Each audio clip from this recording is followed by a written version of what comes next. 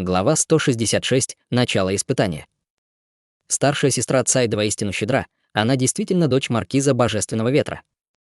Продолжая ее нахваливать, Мэнин вытащила из коробки 2 нефритовые бутылки.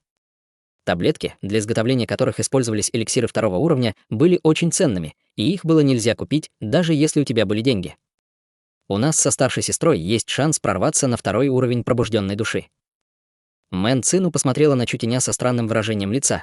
Эта молодая госпожа Фэн, кажется, очень к тебе близка. Она не похожа на обычную знакомую. Услышав это, Мэнин поняла, что что-то не так. Как это можно было допустить? Она положила нефритовую бутылку обратно и захлопнула крышку коробки. Уперев руки в бока, она сказала: «Говори как можно откровеннее и не отрицай этого подарка. Каковы ваши отношения?» 2 сестры работали вместе, Чутянь выглядел беспомощным. Вам нужно об этом беспокоиться. Ерунда. Вспыльчиво сказала Мэн-Ин. Кто знает, сколько еще девушек ты пленишь, если мы не будем строго тебя контролировать.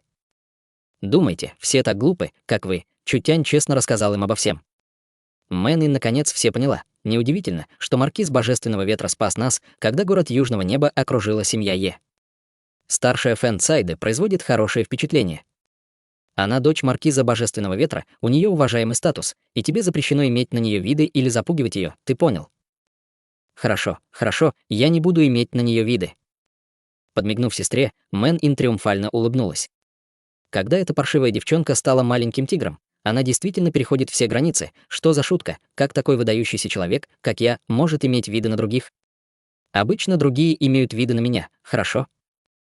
Возвращаясь к теме, на Центральном государственном испытании ты должен быть осторожен. До Мэн Цин уже доходили слухи о Центральной государственной башне, поэтому она знала, как важно для людей Центральное государственное испытание. Из-за тебя молодые ученики семей Чу, Ло и Е потеряли шанс на участие, поэтому они определенно держат на тебя зло. Кроме 6 лучших из великих игр Центрального государства, участвовать будут еще и 4 молодых мастера. Хоть семья Юнь и поддерживает тебя, ты не сможешь остановить остальных. Обладая лишь силой мастера фиолетовой молнии, молодой мастер фиолетовой молнии занимала 4-е место в 4-ке молодых мастеров. Когда Юнь Я прорвалась к 4-му уровню пробужденной души, когда она получила шар грома, ее сила стала примерно такой же, как у Е Тянлана. Она была не так уж и далека от Ло Сянлуна, однако с другими 2 она не могла даже сравниться. Конкурировать с Чу Синхэ для нее было безнадежно. Сила главы 4 молодых мастеров была выше сил 3 оставшихся, причем вместе взятых. Молодой мастер Небесного Меча, молодой мастер Дракона Тигра и молодой мастер Небесного Волка. Если эти 3 эксперта пробужденной души нападут на Чутеня одновременно, сможет ли он пройти испытание? Мэн Цину напомнила: ты не можешь сравниться с 4 великими семьями Центрального государства. Эти семьи проживают в центральном городе уже 2-3 века. Даже если они боятся маркиза Божественного Ветра и не посмели против тебя выступить, это не значит, что они не попытаются тебя убить. Если бы у них были навыки, я бы уже не носил головы, ждать до сих пор не было так необходимо. Улыбнулся Чутянь и сказал: успокойтесь, что может сделать небольшая семья из небольшого города небольшой страны? Они просто демонстрируют свою ограниченную власть. Мэн Цину сказала: пока я была в городе Южного Неба, я получила кое-какие новости. 4 семьи Центрального государства уже пытались тайно расшифровать твою технологию. Чутянь немного удивился. Однако избежать этого было трудно. Каждый раз, когда на рынке появлялись новые талисманы или таблетки, они привлекали внимание крупных семей. Если у этих товаров был большой потенциал, то они вкладывали в расшифровку технологии серьезные инвестиции. У источника света и источника энергии были великолепные перспективы, великие семьи не могли не ревновать. Неважно, насколько дотошной была Мэн Цину, не заполучить энергетический источник было невозможно. Как только они получат лампу, они смогут проникнуть в массив энергетического источника и изменять структуру массива. Если конструкция энергетического источника раскроется, то технология ламп с энергетическим источником окажется на виду. Идея с энергетическими источниками для приготовления пищи была такой же. В нынешней эпохе это была одна из самых распространенных конкурентных стратегий. В нынешней эпохе не было такого явления, как патенты, и страна давала на такие методы молчаливое согласие. Все зависели от собственной силы, поэтому механику любой силы нужно было шифровать. Тот, кто придумывал изобретение, получал право на его производство. Хотя изменить строение массива было трудно, энергетические источники 1-го уровня были ограничены. Чтобы расшифровать эти технологии, крупные семьи собрали несколько сотен ученых. Они могли отправить энергетический источник в имперский город и найти особого мастера или нанять великих ученых, чтобы те его расшифровали. Как только технология будет расшифрована, производительные силы торгового чуда перестанут быть преимуществом. Производительные силы крупных семей могли вывести их на рынок в 10 раз быстрее, чем торговое чудо. Тогда технология торгового чуда станет чужой прибылью. Чутянь спокойно улыбнулся, не нужно волноваться. Несмотря на то, что мои энергетические источники первого уровня, эти идиоты не смогут в них разобраться еще 3-5 лет. Даже если они смогут понять часть, то, что они сделают, будет дефективным. Если они не смогут обеспечить стабильность продукции, они вообще не смогут конкурировать с торговым чудом. Это им лишь навредит, поэтому пусть занимаются своими разработками. Когда они сделают продукцию, мы позволим им есть землю из-под наших ног. Когда Чутянь сказал это, Мэн Цин-У почувствовала себя уверенно. У Мэн Цин-У были интеллектуальные силы Небесной книги, и она немного понимала часть технологии. Однако всего массива она не понимала. Южное облако было семейством, которое производило талисманы, но разве свинью убивают не для того, чтобы поесть свинины? Энергетические источники Чутяня опережали технологии нынешней эпохи на несколько тысяч лет. Для такой маленькой страны, как страна Южного лета, было невозможно полностью расшифровать даже один массив. Это было проблемой даже для крупных стран. Что касается возможности расшифровать часть, возможно, они смогут изготовить электролампу или энергетический источник, однако с точки зрения стабильности, чувствительности и безопасности они будут хуже. Они не смогут сравниться с продукцией торгового чуда и будут всего лишь продуктами низкого качества. Пусть они попытаются расшифровать технологию, в любом случае, это была обычная технология базового уровня. Чутяня это не волновало с самого начала. Больше всего сейчас Чутяня заботила Центральная государственная башня, которая даст ему шанс увеличить силы. Более того, в Центральной государственной башне скрывалась извечная проблема, которой исполнились тысячи лет, что лишь разжигало его интерес. Через несколько дней.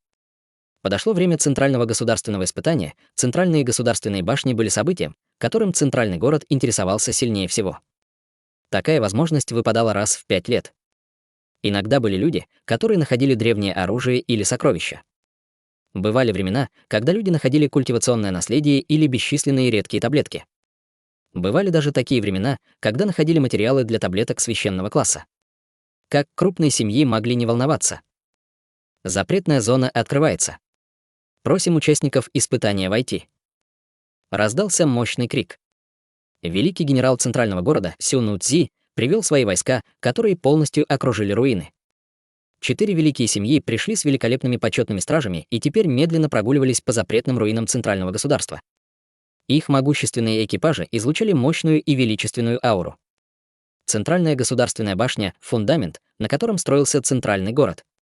Потому что эта башня была для него башней испытаний, Центральная государственная башня не походила на древнюю гробницу 10 тысяч трупов, в ней не было ограничения на культивационную базу.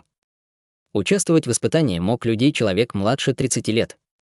Так что наличие более высокого культивационного фундамента давало преимущество. Подавляющая сила Чу Синхэ была преимуществом, которое никогда прежде не встречалось на Центральном государственном испытании.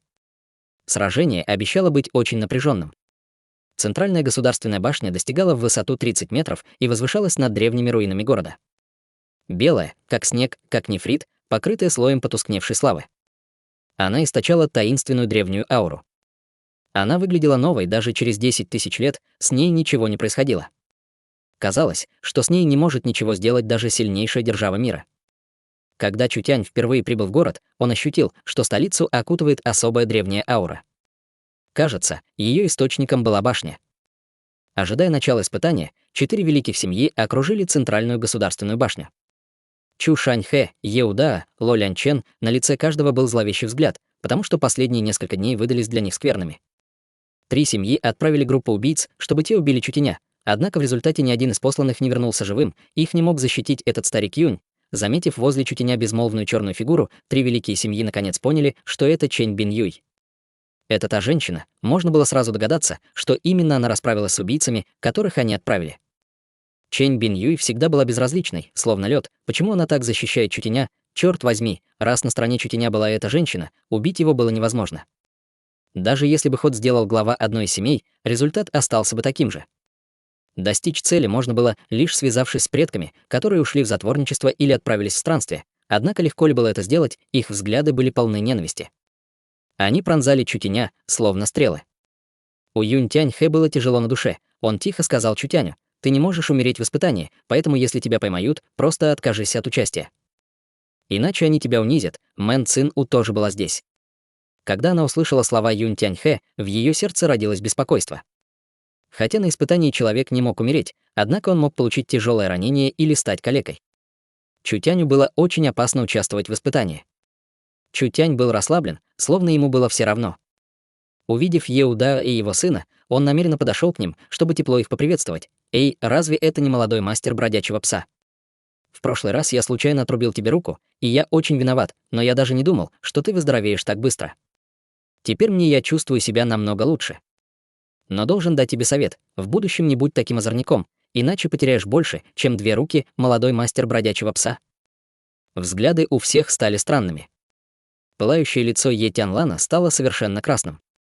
Горький опыт, что он пережил в городе Южного Неба, стал его пожизненным кошмаром, лицо Еуда стало зловещим. Если бы не Юнь Тяньхэ и Чэнь Бин Юй, которые тоже здесь были, он был уже давно ударил этого дерзкого юношу. «Как долго ты можешь гордиться?» Лицо Е Тянлана уродливо искривилось. «На испытании я заставлю тебя молить о смерти». Чутянь задрожал и нарочито фальшиво изобрази испуг. «Молодой мастер бродячего пса сердится, я так напуган». Ло Сян Лун фыркнул. Хотя его отношения с Е Тянланом не были хорошими, он, по крайней мере, делил с ним один титул. Как он мог смириться с тем, что Чутянь не уважает молодого мастера, Чу Синхэ, закрыв глаза и не издавая ни звука, медитировал. Чутянь тоже остановился, потому что испытание было куда важнее. Из складок одежды высунул голову лисенок. Фыр. Чутянь похлопал его по голове. «Что такое? Тоже хочешь взглянуть? Но ты живое создание, ты можешь попасть в башню».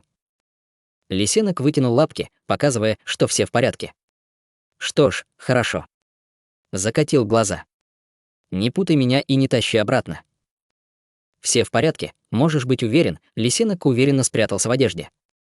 Вдруг задрожала земля, а небо стремительно потемнело. Казалось, солнце загораживает объект, который становится все больше и больше. Затмение. Открытие Центральной государственной башни вызвало затмение. В Центральную государственную башню ударила молния, и башню наполнила волна энергии. В воздухе появилось большое количество рун, а накрепко закрытые нефритовые ворота перед ними медленно растаяли. На пути, который возник перед всем, загорелся белый свет. Хлынула таинственная древняя аура. Людям казалось, что, ступив на этот путь, они попадут в совершенно другой мир.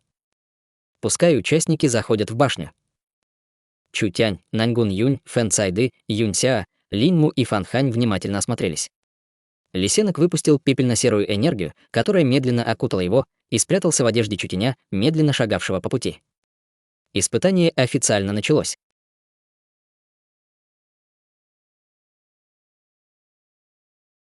Глава 167. Знание сила. Когда они вошли, небеса и земля содрогнулись, а все вокруг них затряслось. Окружающее их пространство и духовная энергия постоянно менялись, словно бушующие цунами, создавая вокруг них мир испытания. Медленно зарождался огромный дворец. Распахнув ворот, Чутянь увидел, как из-под одежды выскочила белоснежная голова. Лисенок усмехнулся Чутяню и кинул на него гордый взгляд. «Прежде я этого не замечал, однако у тебя действительно есть таланты». Чутянь читал заметки Фэн Цайды, и там говорилось, что башня испытаний никому не позволяет проносить с собой живых существ. Так что обычно боевые питомцы и обычные питомцы не могли проникнуть внутрь.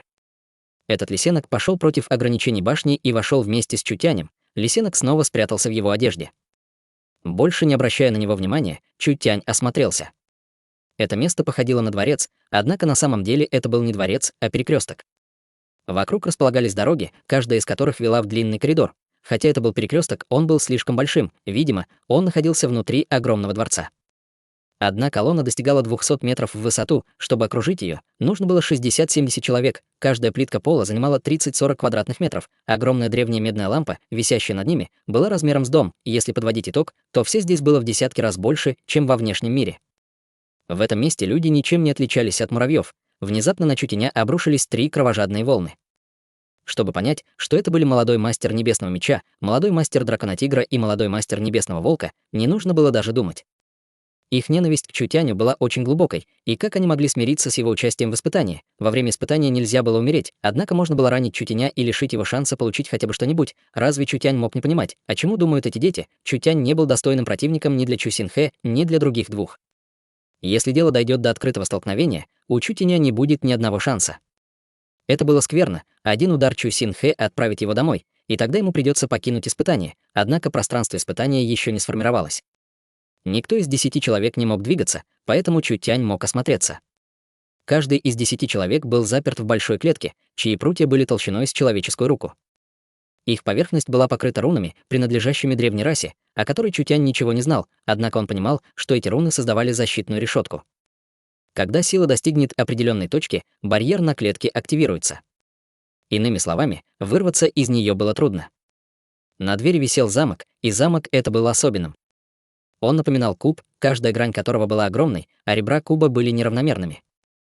Это было немного интересно. Чу Тянь потер подбородок, на губах появилась слабая улыбка. Изучая заметки Фэн Цайды, Чу Тянь уже понял, что из себя представляет испытание. Несмотря на то, что ему нравилось применять силу, испытание было полно загадок. Если у испытуемого было достаточно мудрости и знаний, он мог достичь гораздо большего. Чу Тянь не был таким сильным, как 4 молодых мастера. Однако, если брать знания, даже если 4 великие семьи соберутся вместе, он все равно превзошел бы их. Осмотревшись, Чу Тянь увидел огромные коридоры, каждый из которых достигал в ширину 120 метров. Было ли это перекрестком с точки зрения человека? Это была гигантская площадь, вокруг витала могущественная дикая аура. Она даже была немного знакомой. Чу Тянь был очень мудрым ученым и прежде видел дворцы древних гигантов. Они очень напоминали пространство испытания, так что он мог сказать, что этот дворец построила раса гигантов. Справа и слева от коридоров располагались огромные альковы, в которых стояли статуи. В высоту они достигали 40-50 метров и изображали стражников в тяжелых доспехах. Некоторые держали копья, некоторые — мечи, а некоторые даже гигантские топоры. У каждого было свое оружие. На каждой гигантской статуе были выгравированы энергетические источники. Чу Тянь слегка нахмурил брови. Невероятно, чтобы создать это пространство, понадобилось всего несколько секунд. «Чу Тянь!» — выкрикнул Е Тянлан, стоя в клетке. На его чудовищном лице был зловещий взгляд, он сердито стиснул зубы. Он был похож на дикого зверя. «Пришло время твой расплаты». Лицо Ло Сян Луна было мрачным, его переполняло хладнокровное желание убить его. «Вы все настолько слабы, однако не смогли справиться с этим отбросом. Ты действительно считаешь, что достаточно силен, чтобы участвовать в испытании?» Чу Син Хэ ничего не сказал. На нем был белый халат с синей блузой, волосы венчала нефритовая корона, а черный с золотом плащ развевался на ветру.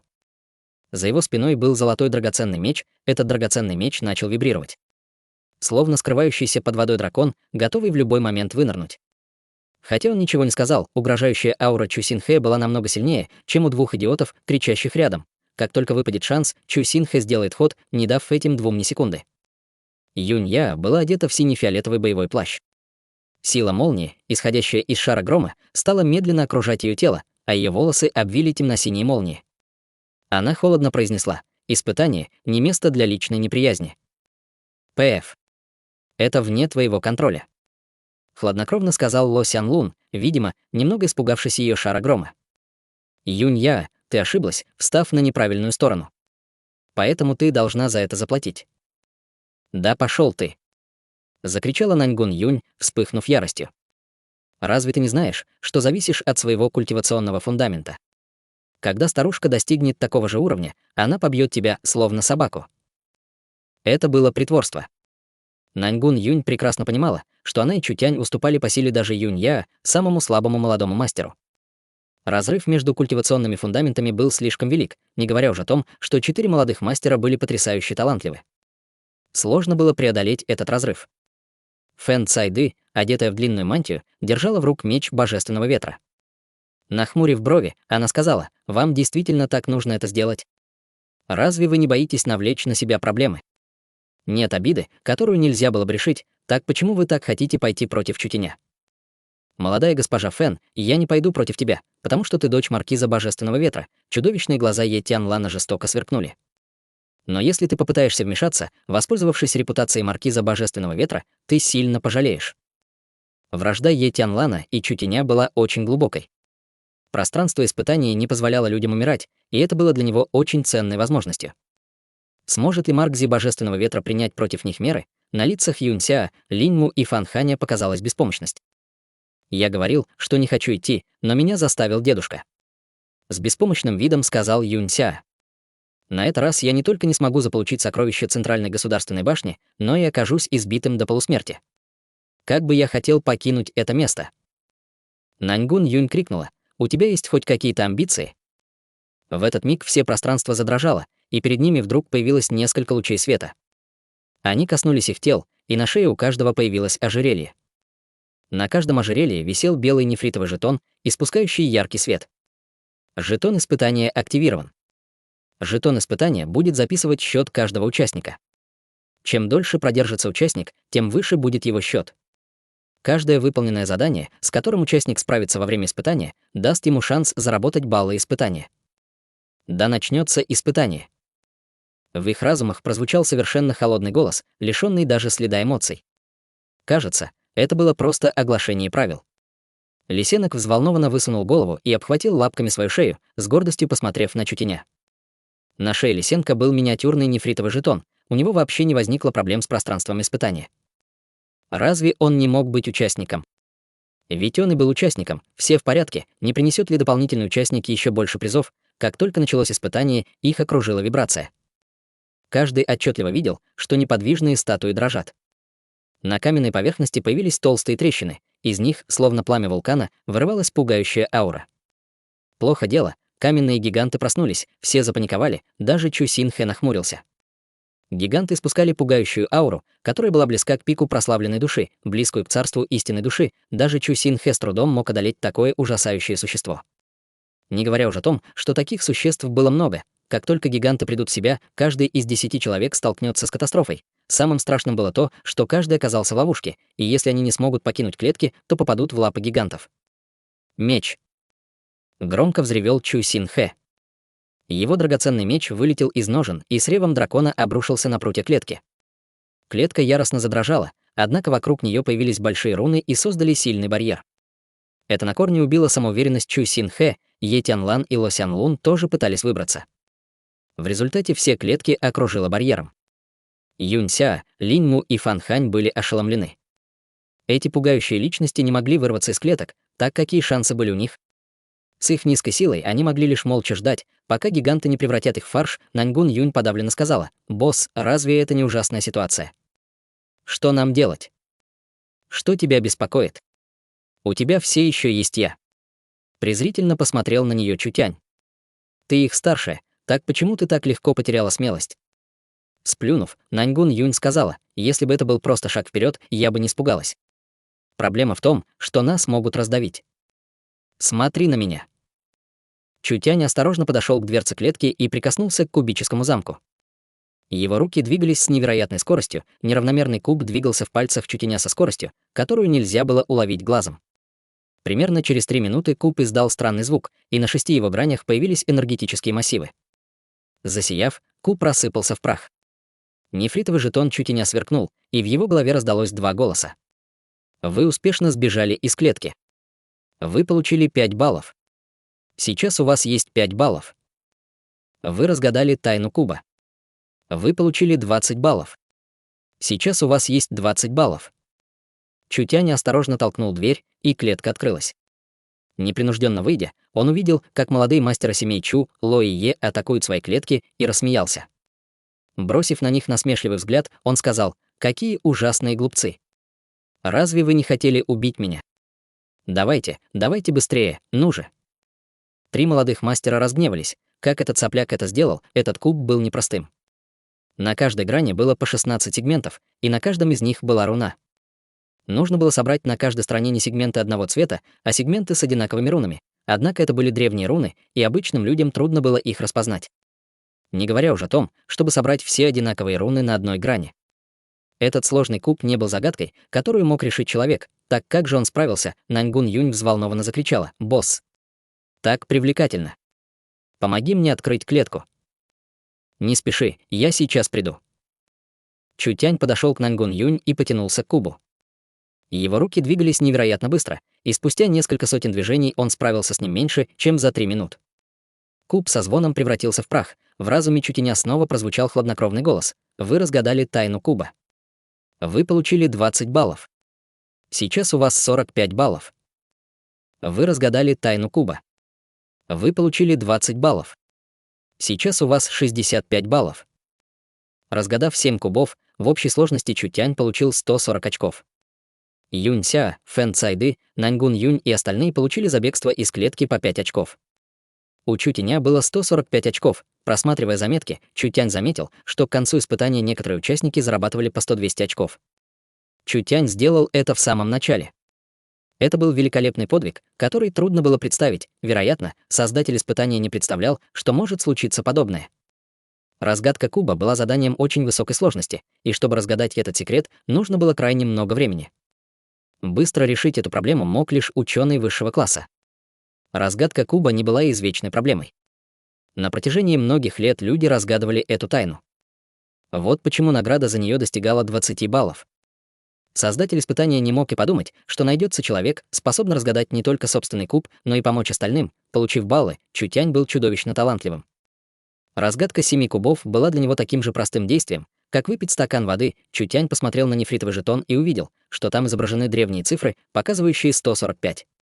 Даже если Чу Син Хэ сейчас вырвется и одним ударом вырубит Чутяня, Чутянь уже заработал 145 очков, так что этого было достаточно, чтобы получить несколько эликсиров.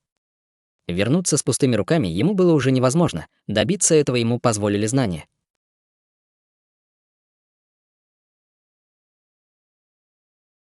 Глава 168. Лабиринт гиганта. Чу Син Хэ, Ло Сян Лун и Е Тян Лан остолбенели. Что происходит? Это ублюдок мухлюет, как иначе это могло случиться? Разве вы до этого не были высокомерными? Почему бы вам сейчас не выйти из клеток? Встала перед ними Наньгун Юнь, придав себе совершенно вызывающий вид. Юнь Ся немного нервничал, пусть они разбираются с клетками. Давайте быстрее уйдем. Если они уничтожат клетки, то они столкнутся с бедой. У этих трех были очень высокие культивационные фундаменты, однако клетки были достаточно сильными, чтобы удержать их на некоторое время. Так что они должны были уйти как можно скорее, не оставаясь рядом с ними так надолго. К чему такая тревога? Лукаво сверкнул глазами Чутянь и нехорошо улыбнулся. Разве им не будет одиноко, если мы уйдем? Мы можем найти друзей, которые поиграют с ними. Никто не понимал, о чем он говорит. Что это значит, где он найдет друзей? Вот они. Чутянь указал пальцем на гигантские статуи, медленно освобождающиеся от печатей. Вместе нападем на него и поможем ему быстрее освободиться от печати, вот что он имел в виду. Они не знали, смеяться или плакать, настолько он был коварен. Но эти парни вели себя так высокомерно, что это было заслуженным наказанием. Вперед! Юнь Ся достала шар грома, и драгоценный камень покрыли молнии. На волю вырвались электрические молнии, которые принялись дико обстреливать скованного каменного гиганта. Они видели бесчисленные каменные осколки, падающие с его тела. Остальные 6 человек без колебания напали на другого каменного гиганта. Под натиском атак камни начали осыпаться с его тела гораздо быстрее, а печать стала стремительно разваливаться. Они вот-вот проснутся. Бежим. Каменные гиганты достигли пика царства прославленной души, их могущество было близко к царству истинной души. Иными словами, один удар каменного удара был таким же разрушительным, как удар Юнь Тяньхэ или Чэнь Бин Юй. Этого было достаточно, чтобы уничтожить их, так зачем оставаться? Напав на каменного гиганта и ускорив разрушение его печати, 7 быстро убежали в коридор. Проклятие!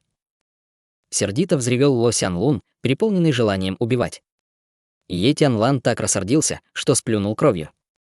Этот парень на самом деле снова сбежал от них. В этот миг взорвалась пугающая аура, и 2 каменных гиганта, на которых до этого нападали, медленно встали. Воздух наполнился тяжелой кровожадностью, в воздухе раздался низкий рев. С тела гиганта, как дождь, сыпались бесчисленные каменные осколки и ударялись о пол.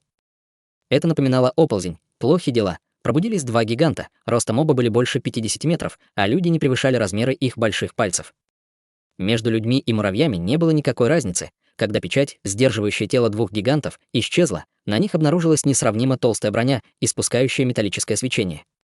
Тела гигантов были покрыты железом с ног до головы, и виднелись лишь светящиеся синие глаза. Проникновение на запретные земли. Смерть. Оглушительно прозвучали их ужасающие голоса.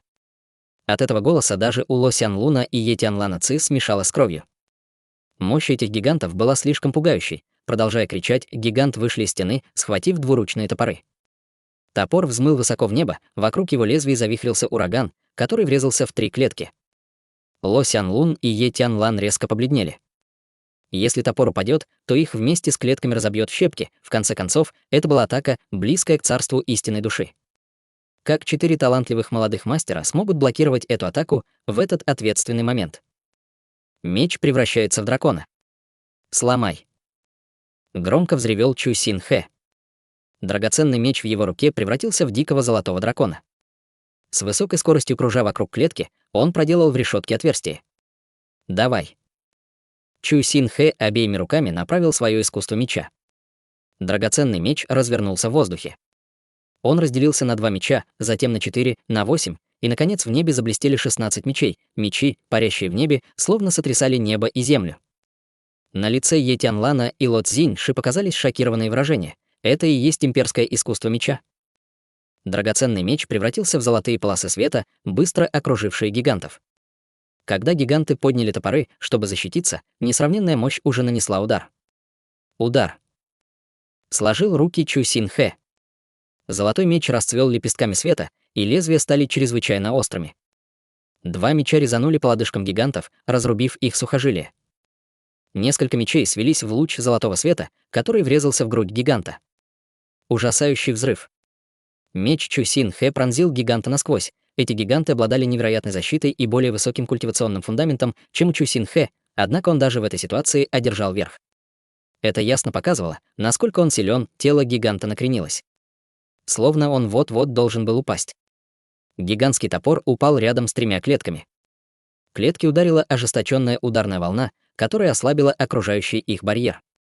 Это был отличный шанс. Ло Сянлун и Е Тянлан одновременно напали на клетки. Клетки взорвались, не сумев справиться с их силой. «Убей!» — топнул ногой Ло Сянлун. Его золотые волосы встали дыбом, как у дикого зверя. Его тело окружила золотая духовная энергия, изображающая фигуру огромного зверя. Это был наполовину дракон, наполовину тигр с длинным и узким телом. Его покрывала драконья чешуя, однако голова и когти были тигриными. Это напоминало ужасающий союз тигриной и драконьей мощи. Двойной удар льва и тигра. Ло Сянлун взмахнул руками. Одна оканчивалась львиной головой, а другая — тигриной головой. Напав на гиганта, словно дикая буря, он принялся молотить его от живота до груди и от груди до головы. Всего за несколько секунд он нанес больше 100 ударов. Каждый кулак оставлял в железных доспехах гиганта вмятину. Ло Сянлун, взмывший в небеса, напоминал дракона. Тяжело, словно бомба, он обрушился прямо на голову гиганта. Падение дракона и тигра. В стороны хлынула ударная волна, раздался взрыв. Гигант рухнул на колени, продавив пол. Было видно, насколько сильна эта атака. Превращение чудовищного волка. «Войди я в мое тело». Нападение чудовищного волка. Е Тянлан превратился в злых волков, которые устремились к гиганту. Тяжелое тело гиганта отступило на 2 шага назад. Покачав головами, 2 гиганта медленно встали. Перерезанные сухожилия уже зажили. Доспехи, помятые Ло Сянлуном и Е Тянланом, медленно вернулись к исходному состоянию. Однако рану, нанесенную Чу Син Хэ, нельзя было так быстро вылечить. Е Тянлан и Ло Сянлун были поражены. Гиганты оказались слишком сильными, они не могли победить ни одного из них. На перекрестке было больше 100 гигантов, и если все они очнутся ото сна, это будет катастрофой. Проникновение на запретные земли. Смерть. Размахивая гигантскими топорами, гиганты разрывали воздух. Воздух наполнился пугающим, угнетающим давлением. В глазах Чу Син Хэ заискрился слабый свет. Его руки направили искусство меча. 16 золотых мечей, которые парили в небе, снова превратились в золотые полосы и окружили ноги гигантов. Двинувшись вверх, лезвия перерубили мышцы гигантских ног. 2 гиганта тут же потеряли равновесие. Другой меч быстро взлетел и резанул по запястью гиганта. Пока гигант терял равновесие, топор вырвался из его хватки и врезался в гиганта, что стоял рядом с ним. Мощь этой атаки была слишком сильной. Из-за ветра, что пронесся по земле, 3 молодых мастера отступили на несколько метров назад, грудь гиганта пострадала от взрыва, а свет в его глазах постепенно затухал. Наконец его кожа превратилась обратно в камень, и он снова стал гигантской статуей. Когда гигант вытащил свой топор из груди товарища, гигант, превратившийся в статую, превратился в кучу гигантских камней. Вы убили гиганта-марионетку. Вы получили 5 баллов. Сейчас у вас 10 баллов. Раздался в голове Чу Син Хэ голос. На лицах Е Тянлана и Ло Сян Луна был написан шок. Это действительно был Чу Син Хэ. Гиганты были так сильны, однако они были марионетками, поэтому их движения были медленными. Они не смогли победить гиганта втроем, однако Чу Син Хэ сделал это с помощью атаки другого гиганта.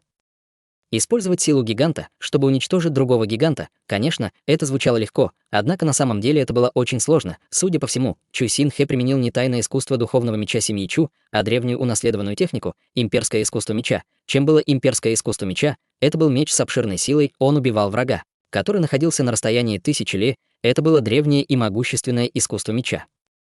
Чу Син Хэ управлял мечом, как рукой, что позволяло ему быть очень гибким во время атак. Остался еще один. Давайте разберемся с ним. Когда расправимся с ним, сможем настичь их и разрезать на куски. Ло Сян Лун и Е Тянлан ненавидели Чутеня до глубины души. Они не смели пройти мимо гиганта, что блокировал им путь. Нахмурив брови, Чу Син Хэ сказал: «Легко ли победить это существо нашими силами? Мы не должны тратить здесь слишком много времени, надо пойти другим путем». Е Тянлан, не желающий этого, сердито крикнул: «Мы собираемся отпустить их». Чу Син Хэ холодно сказал: «Мы находимся в лабиринте гиганта, так что в итоге с ними столкнемся. Нам нужно бежать, если мы не хотим, чтобы пробудились другие гиганты». На самом деле Чу Син Хэ не считал, что их сила поможет им выжить в этом пространстве. Попасть в беду лишь ради того, чтобы добраться до этих отбросов, было ненормальным поступком. Вокруг было несколько сотен гигантов, если гиганты проснутся, убежать будет в десятки раз сложнее. Что они могут сделать, чтобы пройти мимо одного гиганта? Этот гигант определенно бросился бы их преследовать, и трудно было гарантировать, что за это время он не разбудит других гигантов. Как только на них нападут с обеих сторон, они окажутся в ловушке. А когда пробудятся другие гиганты, их уничтожат. Ладно. Вперед! Ло Сян Лун и Е Тянлан были непростыми людьми. Хотя им очень не хотелось идти на это, гнев не лишал их разума. Развернувшись, они направились в другом направлении. Коридор был очень длинным, в тем тоже медленно просыпались гиганты, а некоторые из них могли проснуться раньше остальных и стать для них серьезной угрозой. Осмотревшись, Чу Син Хэ кое-что обнаружил. Драгоценный меч подлетел к останкам мертвого гиганта и достал несколько вещей. Карта «Ключ». Чу Син Хэ раскрыл карту, где была изображена вся территория лабиринта. Однако там были древние письмена, которые Чу Син Хэ не мог понять. Однако с картой им будет намного проще. Не оставаясь на месте, трое бросились в противоположном направлении. Как плохо, когда ученики попадали в пространство испытания, не столкнуться с гигантами, достигшими царства истинной души, было невозможно. Даже если бы они достигли царства истинной души, им все равно было бы трудно уничтожить всех гигантов. Тела гигантов были слишком большими, так что нанести смертельную атаку было тяжело. К тому же, гиганты обладали способностью к восстановлению, и гиганта нельзя было убить одним ударом, он быстро исцелялся. Выжить в этом месте было слишком сложно, испытание до сих пор находилось на низком уровне сложности. Открывшись, пространство испытания будет постоянно меняться и со временем ухудшаться. Будет пробуждаться все больше гигантов и чудовищ, появится все больше ловушек. Пройдет время, и чудовища пространства станут сильнее. В конце сила гигантов превзойдет царство истинной души, а они уже не будут двигаться медленно, скорее, они будут летать. Они будут двигаться все быстрее, а от их несравненных навыков уже будет нельзя защититься. Помимо гигантов, которые станут в десятки раз сильнее, окружающий мир постепенно будет становиться хуже, до тех пор, пока испытание уже не сможет продолжаться.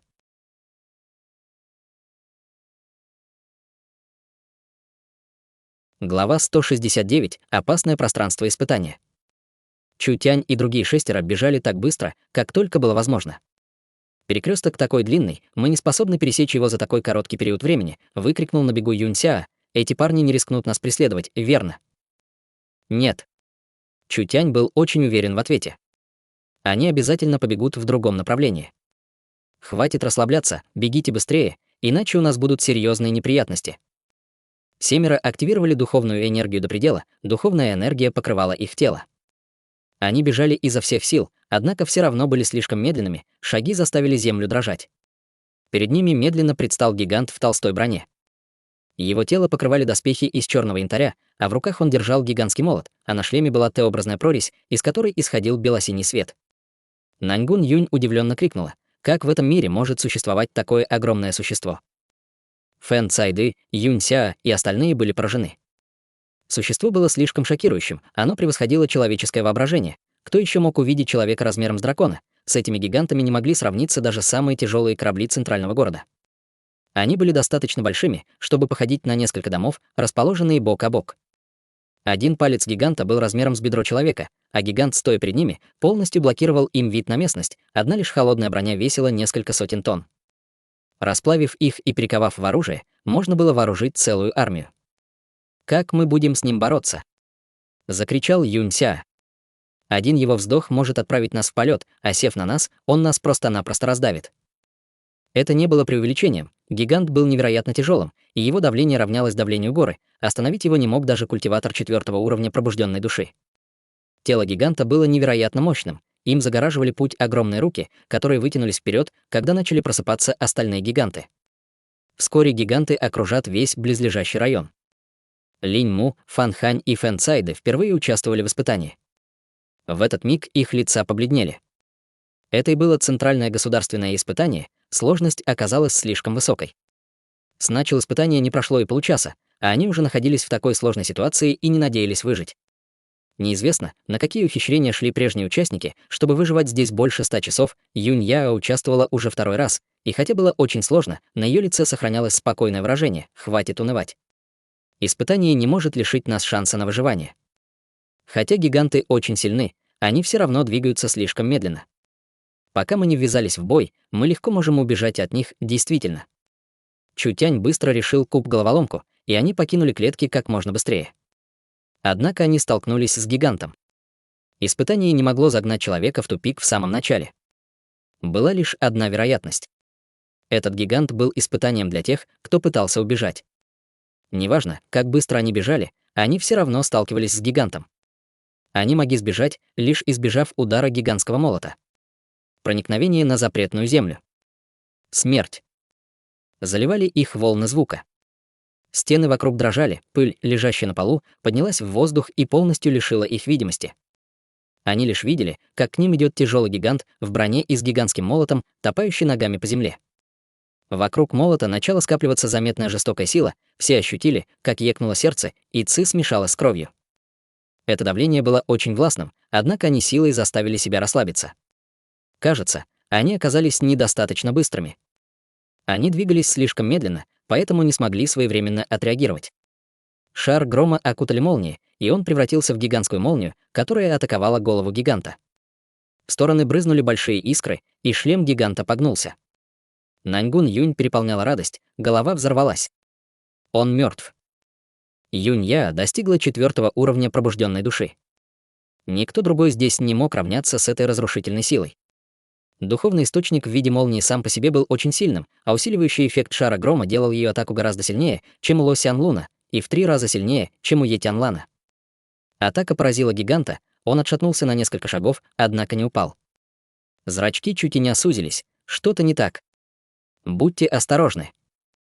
Хотя половина шлема гиганта расплавилась, казалось, что ничего не произошло. Гигантский молот медленно поднялся, а затем силой разбил пол перед ними.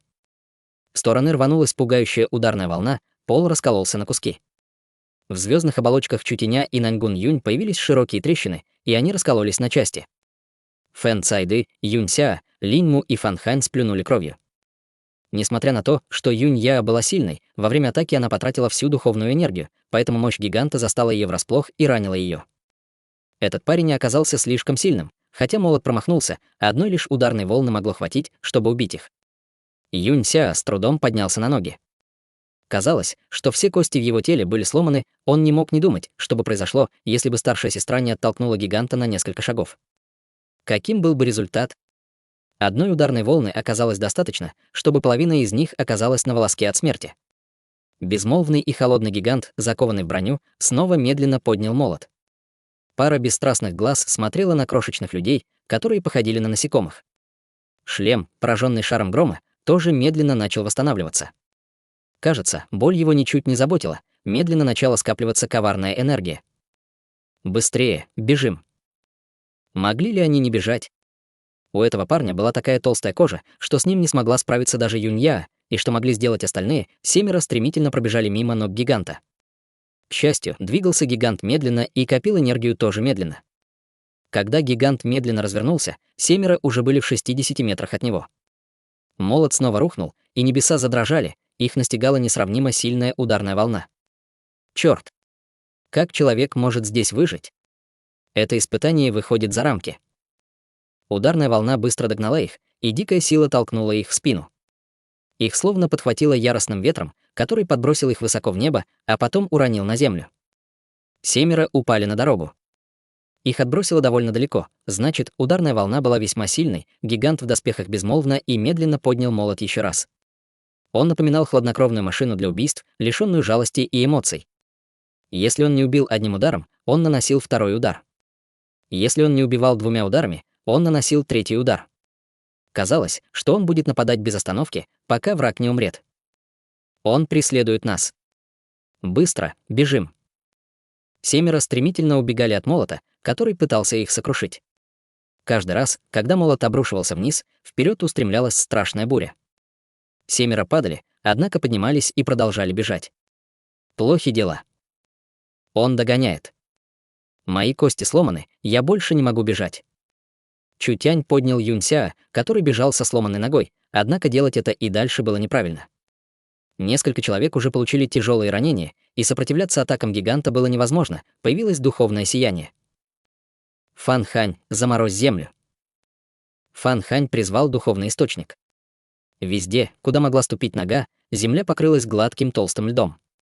Их преследовал гигант, вооруженный молотом, однако когда его нога наступила на лед, он сразу же потерял равновесие.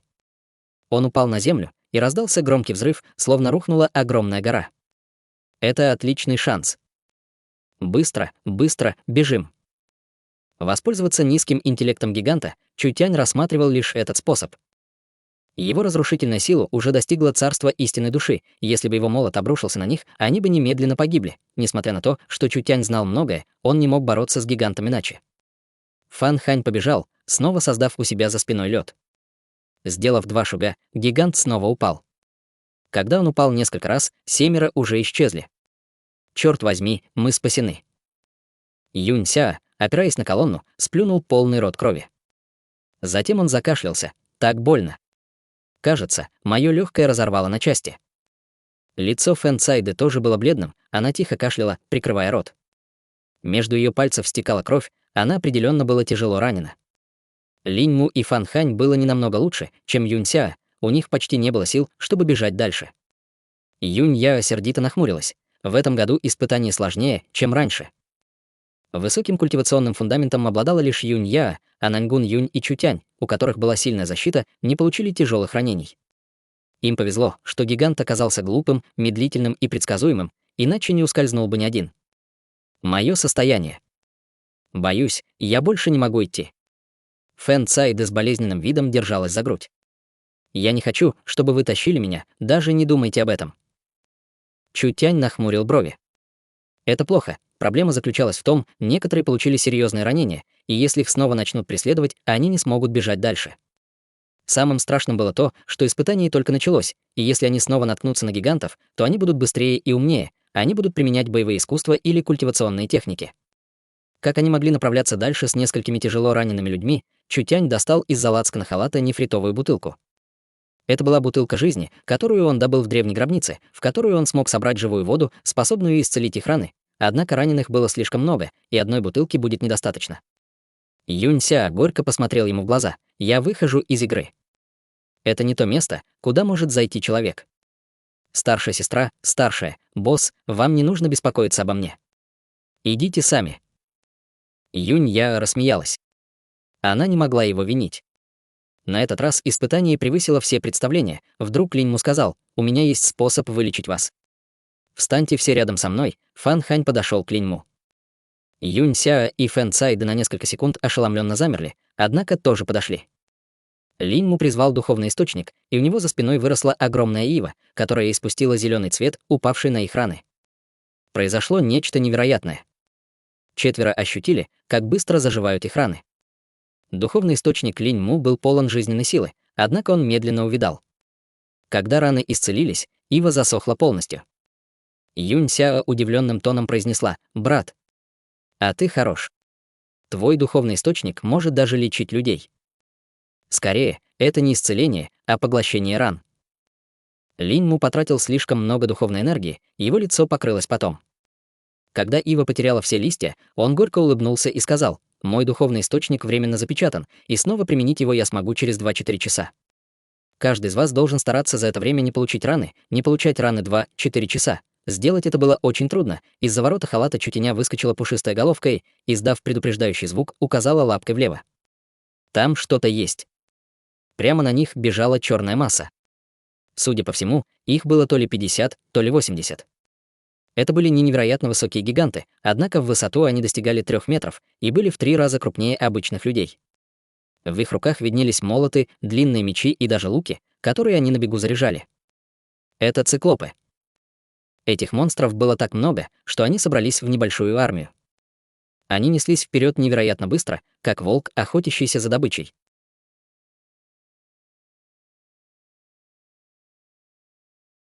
Глава 170. Каторжный труд. Этот вид одноглазых человекоподобных чудовищ обладал коричнево-рыжеватой кожей, которая на ощупь была скалистой.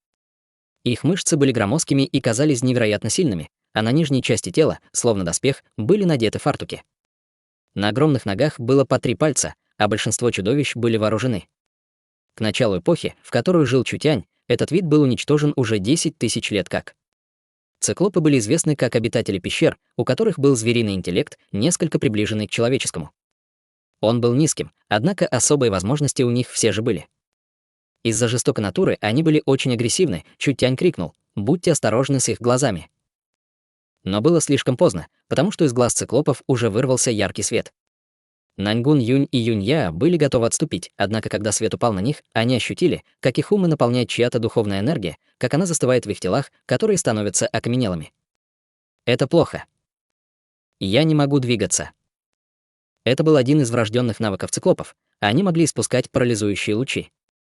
Парализующий эффект давала духовная энергия, которая лишала человека контроля над телом. Однако эта сила передавалась через свет, так что, закрыв глаза, можно было сохранить подвижность. Иного пути нет, ему оставалось лишь сражаться. Лисенок выплюнул красную иглу, которая пробила голову циклопа и мгновенно убила его.